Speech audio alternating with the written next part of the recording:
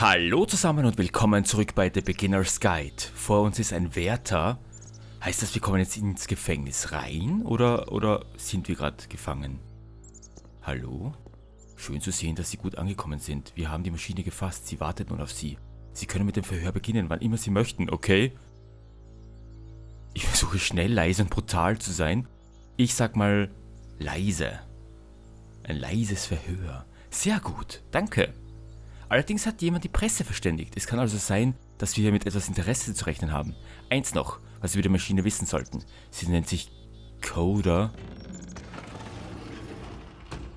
Hallo Presse. Okay, hi. Hey, keine Fotos, danke. Will wir ein Autogramm? Soll ich irgendwie posieren? Ich sage nichts ohne meinen Anwalt. Verschwindet! Verschwindet alle! Das ist Coder. Du hast angehalten. And of course, it's the machine.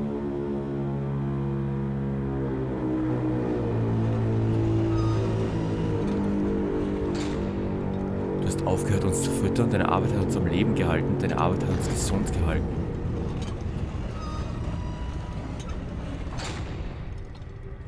Kannst du dir überhaupt vorstellen, was die Leute da draußen wegen dir durchmachen? Was du geschaffen hast, hat uns tagtäglich am Leben gehalten. Wie können wir jemals wieder darauf vertrauen, dass du deine Arbeit machst?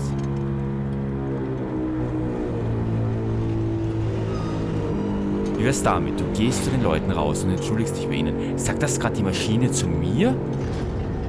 Du musst öffentlich zugeben, dass du die Leute da hast leiden lassen. Ich war so allein. Ich wollte jetzt eigentlich 3 drücken, ich Trottel.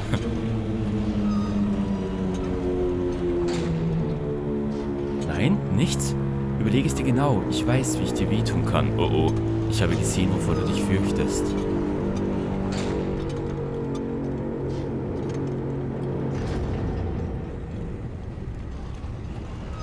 Na gut, ich werde in deinem Namen zu ihnen sprechen.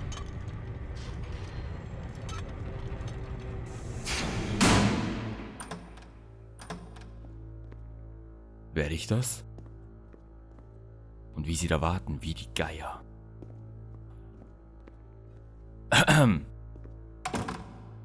Meine Anhänger oder meine Freunde? Meine Freunde. Ich nichts Gutes mitzuteilen. Das ist nicht Deutsch. Ich habe leider schlechte Nachrichten. Die Maschine wird sich nicht bei uns entschuldigen oder die Maschine will nicht zugeben, uns absichtlich geschadet zu haben. Die Maschine wird sich nicht bei uns entschuldigen. Doch das spielt keine Rolle, wir sind stärker als sie meint. Wir werden einen Weg finden, auch ohne sie zu leben. Wir brauchen ihre Spiele nicht.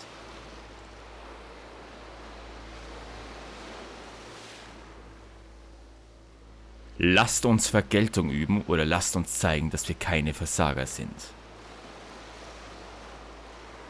Folgt mir, während die Maschine zerstört, das habe ich jetzt ehrlich gesagt nicht vor. Folgt mir, wir werden alles zerstören, was die Maschine geschaffen hat. Ich will nichts von beiden tun. Ich will nichts von beiden tun. Hallo? Lasst mich weg. Ich kann nicht weg.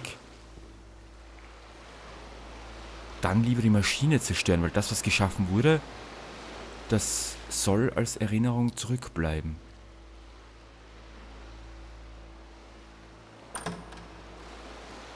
Oh, da ist die Bühne wieder. Wartet kurz.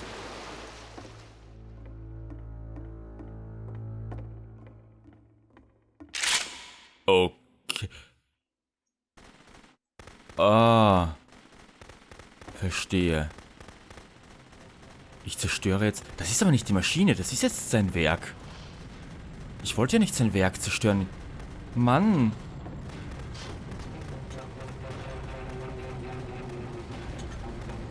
Okay. Nimm das. So now the work is becoming self-destructive.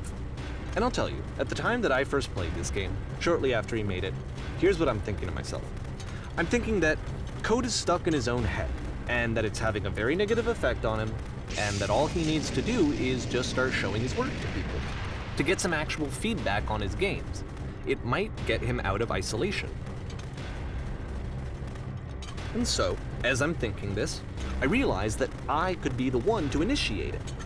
Because it would never occur to Coda to start actively soliciting feedback, so what if I did it for it? If he could see the difference it would make to have more actual conversations with other human beings, would that bring him out of his mental spiral? Would it give him confidence in himself? Would it bring meaning back into his work?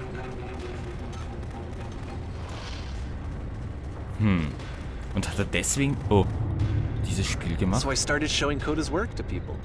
I took this one, and the islands which you just played, the theater, the notes, the house cleaning game, and some of the prison escape games. I brought them to people that I knew and trusted. I asked their opinions. And the great part is that they really loved his games. You know, the point of it all was just to give him some external reference point, but they genuinely loved his work. There was nothing for him to be afraid of. Okay.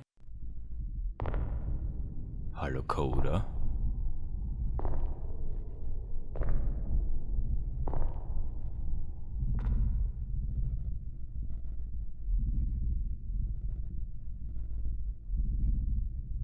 Put down your weapon, okay. Anscheinend nicht. Muss ich ihn jetzt echt? Oh Mann, okay. Und Feuer. Can you see why I felt like this was the right thing to do? Because it's the thing that I always feel like I need, to be told that my work is good, that I am good. When someone really connects with a thing that I've made, when they see themselves purely in my work, there's nothing that feels better. And I got to give that very same feeling to my friend.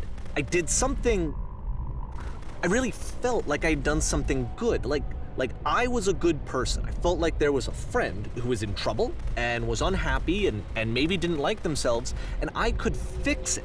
If I could give him this gift, maybe I could fix the problem. When they told me how much they enjoyed his games, it was the best feeling. It was the absolute best feeling. It made me feel so happy, so beautifully, beautifully happy.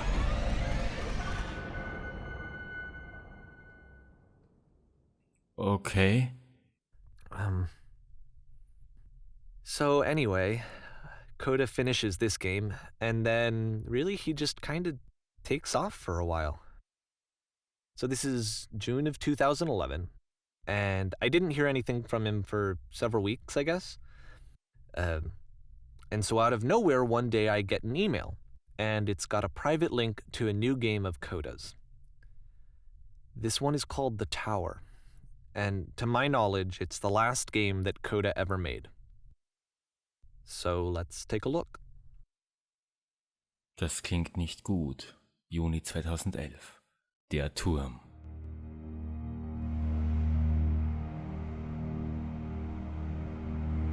Ich habe gerade ein bisschen eine Gänsehaut bekommen, ich weiß noch nicht warum.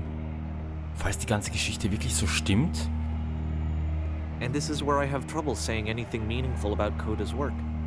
Because more than anything else, the tower just feels distant. It feels like it's trying to distance itself from the world. It's a very cold game.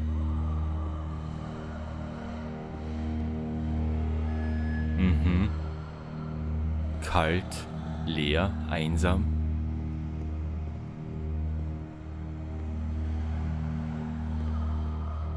Und im Hintergrund wieder This room Gewimmer. actually has a maze in it. Okay, erinnert an das erste Schiff. Oh oh. Except that all the walls of the maze are invisible. And then every time you touch one of the walls, there's this awful flashing and noise. So the experience is really miserable. The game goes beyond not being meant to be played. It actually seems to despise the player for trying to play it at all. But I do want to show you the rest of the levels, so when you're ready to continue, press enter and I'll put a bridge over the maze. Okay.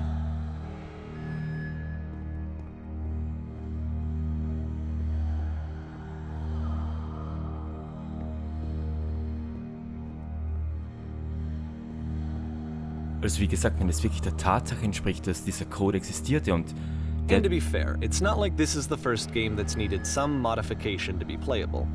Like the house cleaning game. You know, that one used to actually loop the cleaning chores and you just cleaned a house forever. I had to cut it off so that you could exit the house and the game would actually end. But that game had an idea that it was actually trying to communicate. What's the deeper idea behind the invisible maze? Das kann ich dir nicht sagen. The only way past this challenge is to randomly guess the 6-digit code. Like the invisible maze, it's frustrating to me, because it's the opposite of everything else that Coda has made. It doesn't encourage thought or engagement. It doesn't ask anything of me, except a lot of my time. If I could have reached him during this time, then maybe I could have asked him, but I couldn't. I still don't really understand why this is here. I'll put the code on the ground for you here, though, so that we can move on. 151617, okay.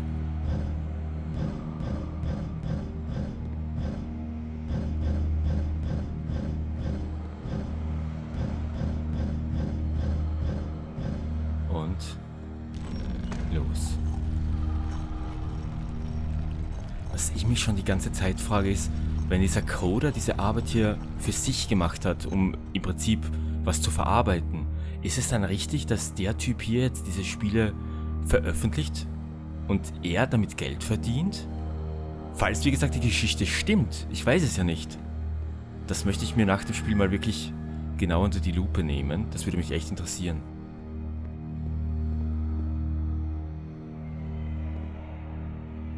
Eine Tür.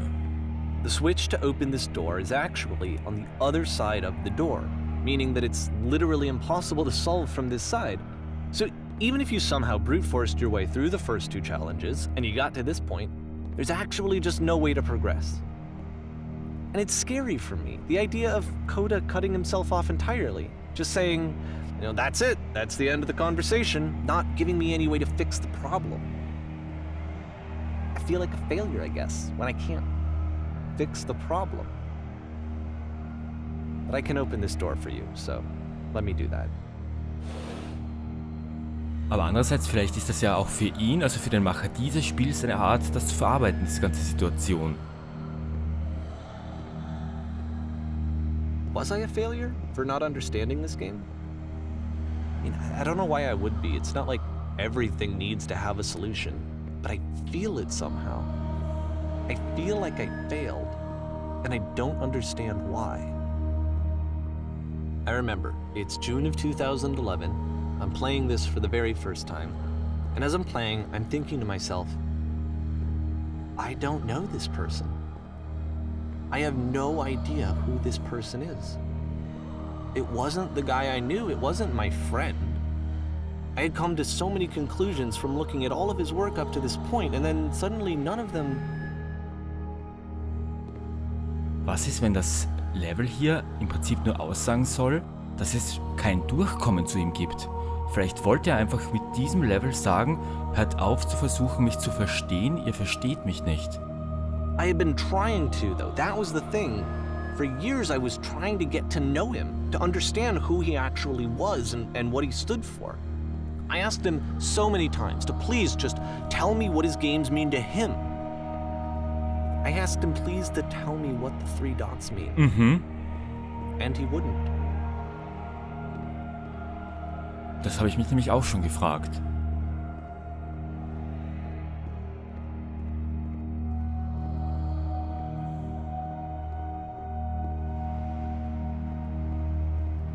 Oh. I just felt so strongly that if I could have connected with him, that if I could have somehow made his work my own, that I would finally be once and for all happy. It was that I needed to see myself in someone else. I needed to be someone other than me. But he stopped and left, and it felt somehow like I had failed.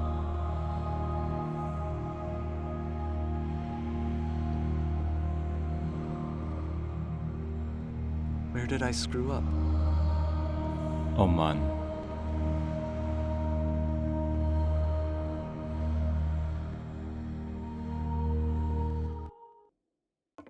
I'm the reason that you stopped making games, aren't I? It's because of what I did. I poisoned it for you. Oh. Lieber Davy, vielen Dank für dein Interesse an meinen Spielen. Ich möchte dich bitten, mich nicht mehr anzusprechen.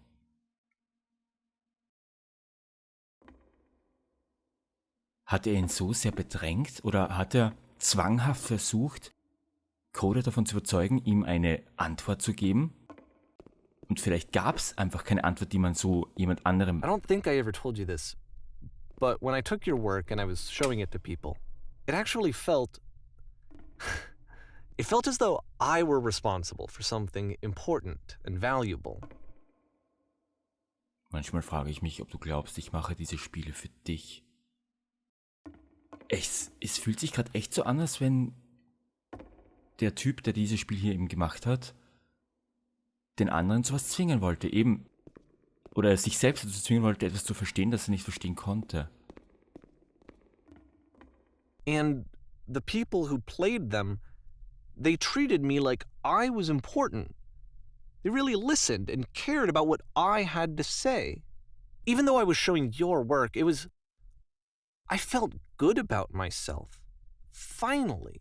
For a moment, while I had that, I liked myself. Du bist mir dermaßen auf die Pelle gerückt, dass es durchaus möglich ist, dass ich irgendwann Lösungen in meiner Arbeit versteckt habe, irgendwo zwischen den Spielen.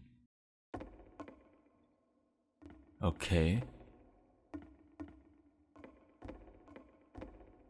Gäbe es eine Antwort, einen Sinn, würde dich das dann glücklicher machen? Würdest du aufhören, meine Spiele gegen meinen Willen anderen zu zeigen? Ihnen etwas zu geben, was du ihnen gar nicht geben solltest? Dir eine Grenze zu überschreiten, die mich in Sicherheit hält? Könntest du bitte aufhören, meine Spiele zu ändern? Hör auf, irgendwelche Straßenlampen reinzusetzen. Als hat er die da reingesetzt und nicht Coda. Als hat er uns eigentlich angelogen? Lass sie einfach so, wie sie sind. And I didn't have anything left to show people. I just had to be with myself. And as soon as that happened, there was no feeling at all. Nothing. Less than nothing. What does that mean? Wenn ich in deiner Nähe bin, wird mir sowas von schlecht. Du verlangst etwas, was ich dir nicht geben kann. Ich habe es einfach nicht. Es deprimiert mich nicht, wenn ich mal keine neuen Ideen habe. Diese Tiefs gehören einfach dazu. Die Tatsache, dass du mich für frustriert oder gebrochen hältst, sagt mehr über dich als über mich aus. Werde ich jetzt gerade nur das Gefühl nicht los, oder kann es sein, dass die ganze Geschichte mit Coda gar nicht stimmt? Dass das sein, wie nenne ich es jetzt, sein Zustand war, weil Coda nichts mehr mit ihm zu tun haben wollte? Dass er in so ein Loch geriet? Ich weiß, du verstehst das alles noch nicht. Das ist in Ordnung, nicht mein Problem. Aber ich hoffe, dass es irgendwann Klick macht und du diesen ewigen Kampf endlich beendest. I'm afraid that I did something really stupid because I don't like myself. Sag nichts.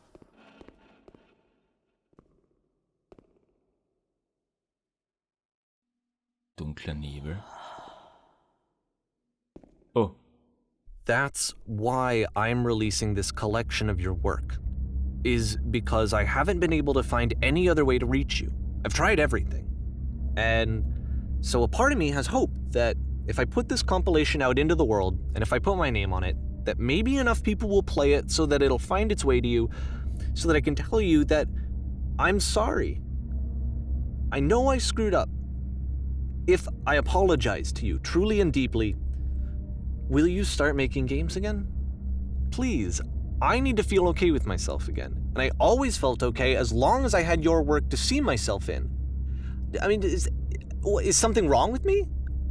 Because I know that I did an awful thing, and I'm doing it again right now. Like, I'm showing people your work, but I can't stop myself from doing it. That's how badly I need to feel something again, like I'm an addict.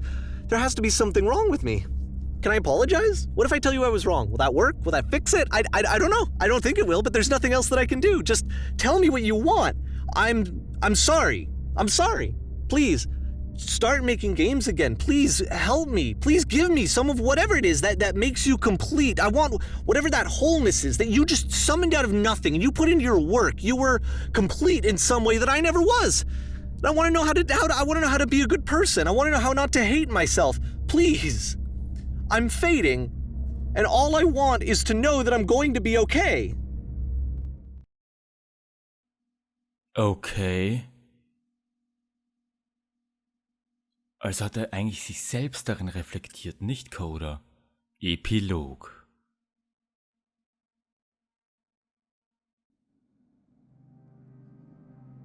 Ein Bahnhof.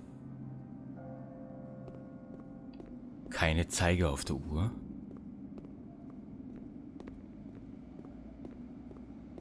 Wahrscheinlich geht keine dieser Türen auf.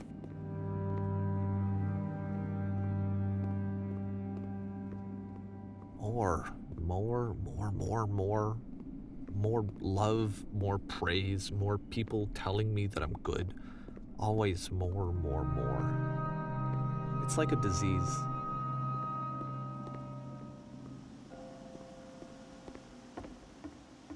Und der Bahnhof hat anscheinend keinen Namen. Okay.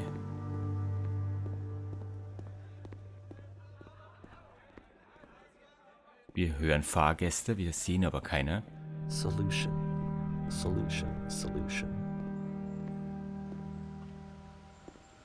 Das ist ja cool.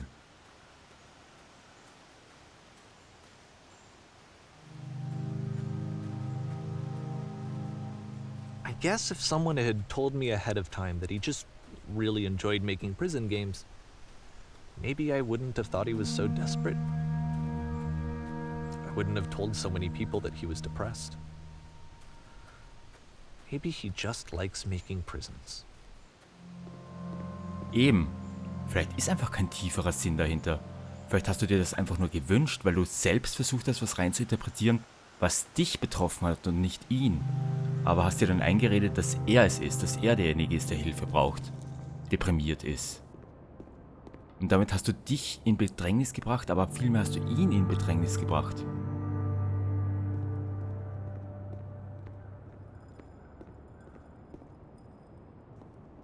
Even now, the disease is telling me to stop. Don't show people what a shitty person you are. They'll hate you.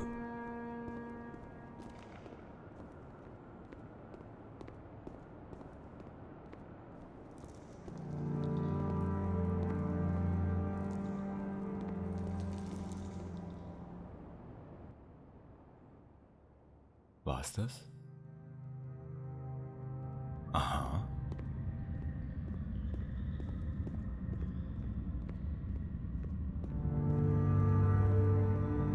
Tut mir leid, wenn ich gerade etwas still bin. Ich versuche gerade das Ganze irgendwie in meinem Kopf zusammenzuwürfeln.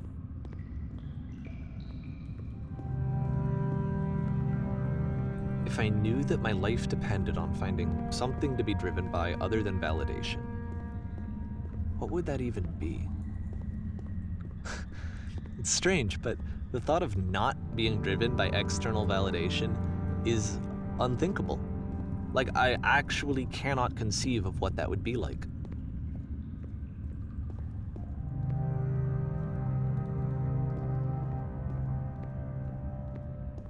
Licht.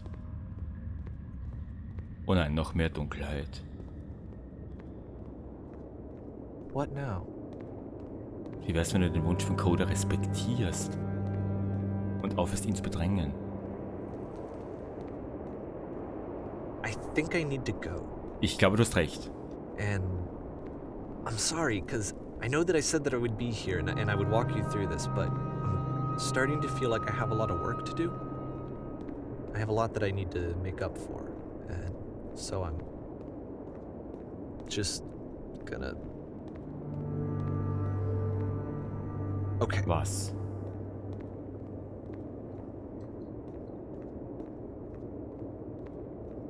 Was hast du vor? Ich hoffe nichts Dummes.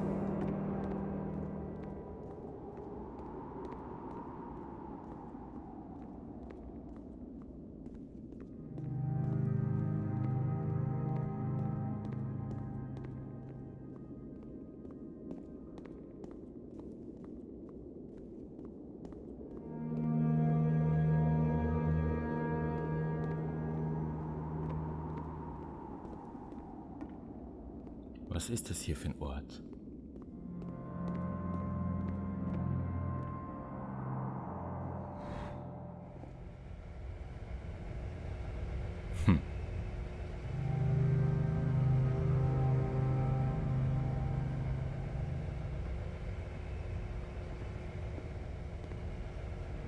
Tja, manchmal will einer einfach nur Gefängnisspiele machen. Weil er es gern hat. Weil er es kann und weil er einfach Ideen hat, die er umsetzen möchte. Und wenn dann einer herkommt und glaubt, da was reininterpretieren zu müssen, dann soll er zumindest nicht versuchen, andere von einer Idee zu überzeugen, ohne mit der Person persönlich gesprochen zu haben, die es betrifft. Also ich glaube ja nicht... Ist das wieder ein Bahnhof oder was ist das hier? Oder so eine Metrostation?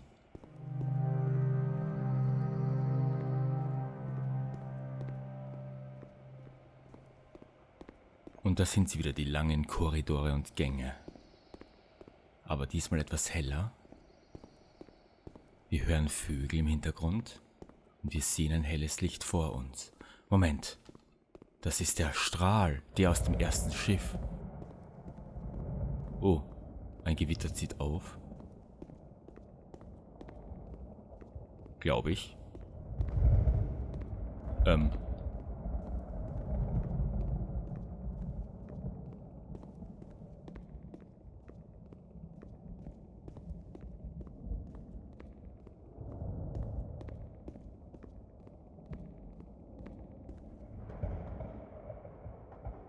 Okay, ich weiß, was ich zu tun habe. Los geht's.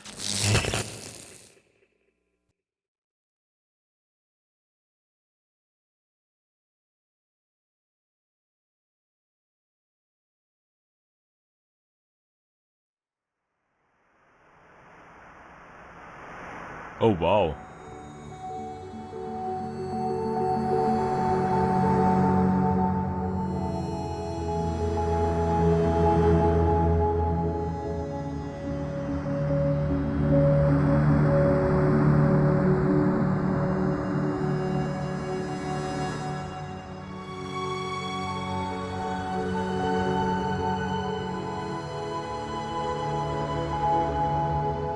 Da kann man dann wieder rein interpretieren, ob es hier jetzt um die Erlösung geht, um dieses Loslassen, dass er jetzt sozusagen das Thema loslässt und sich selbst davon befreit, weil er war der Einzige, der sich von irgendwas befreien musste.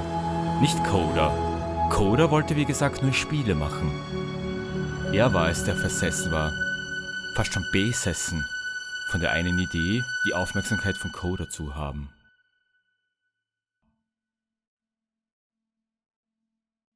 Turn back. Für R. Turn back from this cave. You said, let Okay, me Freunde, prove das that war I'm der Beginner's Guide. let me keep Und ich bin mir ziemlich sicher, dass die Geschichte schon erfunden ist für dieses Spiel, weil sonst wäre ja der Macher des Spiels im Prinzip echt ein Arsch. Das muss man jetzt mal sagen.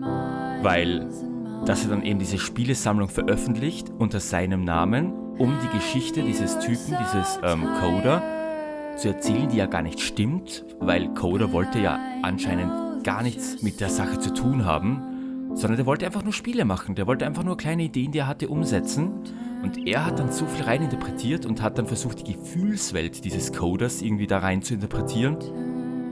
Und daher glaube ich ja fast, dass er seine eigene Gefühlswelt da irgendwie reinversetzt hat.